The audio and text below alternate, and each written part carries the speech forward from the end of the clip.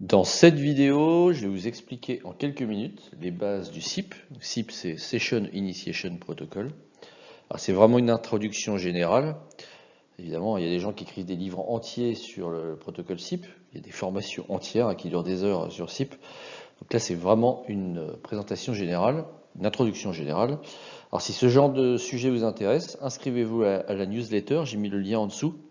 Ça vous permettra de louper aucune vidéo du même type. Vous savez comment fonctionne YouTube, hein. Même quand on est abonné avec les notifications, des fois il y a des vidéos qui nous passent sous le nez. Donc inscrivez-vous à la newsletter si vous voulez être averti des prochaines publications. Alors les origines de SIP, c'est un standard SIP qui est défini par un groupe de travail de l'IETF. Alors si vous ne savez pas ce qu'est l'IETF, je vous invite à chercher sur Google. La première version de SIP s'est sortie en 1999, donc ça a plus de 20 ans, et c'est basé sur les mécanismes des réseaux IP. Donc, contrairement à certaines suites protocolaires qui ont encore pas mal de succès dans le monde de la communication, par exemple la suite protocolaire H323 qui elle vient du monde des télécoms, là on est sur quelque chose qui vient vraiment du monde d'Internet, et donc comme la plupart des protocoles qui viennent du monde d'Internet, on a quelque chose de relativement simple et beaucoup plus compréhensible. Et comme c'est simple, bah forcément, il y a beaucoup plus d'éditeurs avec le temps qui se sont mis dessus. Alors, le protocole SIP a pas mal d'avantages. Donc, dans la valeur ajoutée de SIP, je retiens surtout trois points principaux. Le premier, c'est que c'est un protocole qui est simple, souple et ouvert. Donc je l'ai déjà évoqué il y a 30 secondes, hein. Simple, ça implique que c'est simple à coder. Donc beaucoup d'éditeurs implémentent SIP au sein de leur solution. C'est souple, donc ça peut être utilisé dans beaucoup de cas différents. C'est pas réservé uniquement à des cas très très particuliers. Et puis enfin, c'est ouvert. Donc c'est pas un protocole propriétaire, donc les spécifications sont trouvables très très facilement. C'est comme on l'a vu juste avant. Ça a été défini par l'IETF, donc on trouve toute la documentation, enfin toute la spécification très facilement. C'est un standard commun aujourd'hui, donc qui est implémenté par énormément de solutions. Donc pour l'interopérabilité entre solutions hétérogènes, c'est vraiment le protocole de choix.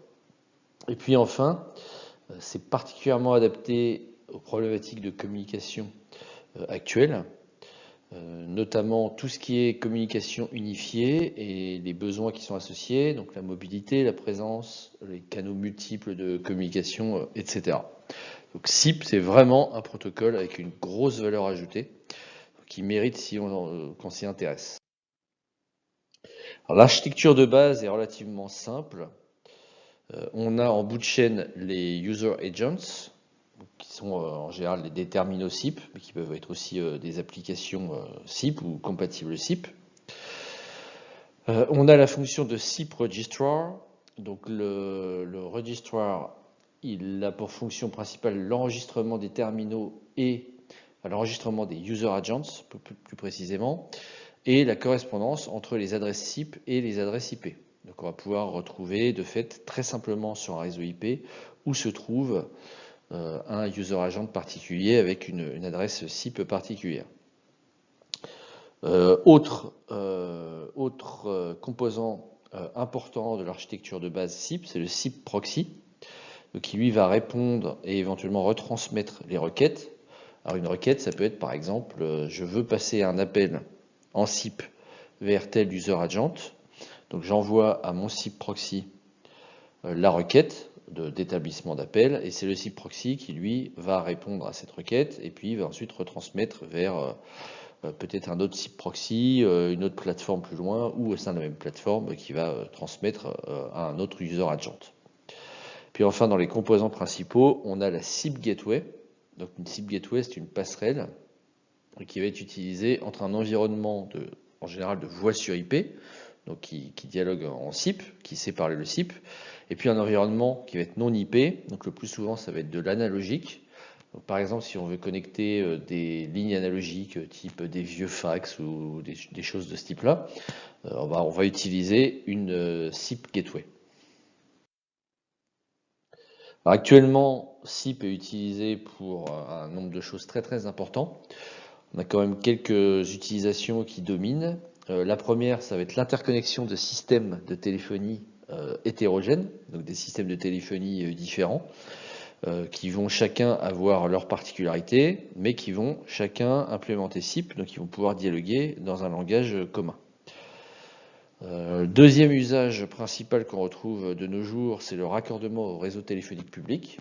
Donc, on a de plus en plus d'opérateurs, si ce n'est la totalité maintenant, qui proposent des solutions de type SIP trunk, donc qui vont permettre de se raccorder au réseau téléphonique public directement en SIP, sur Internet ou sur un réseau privé.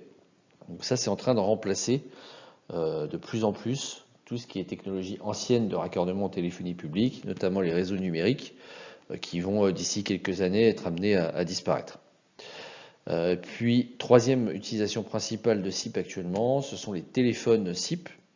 Donc, c'est des téléphones qui vont dialoguer de manière native dans le protocole SIP et qui vont être donc connectables à n'importe quelle solution de téléphonie qui sait parler en SIP.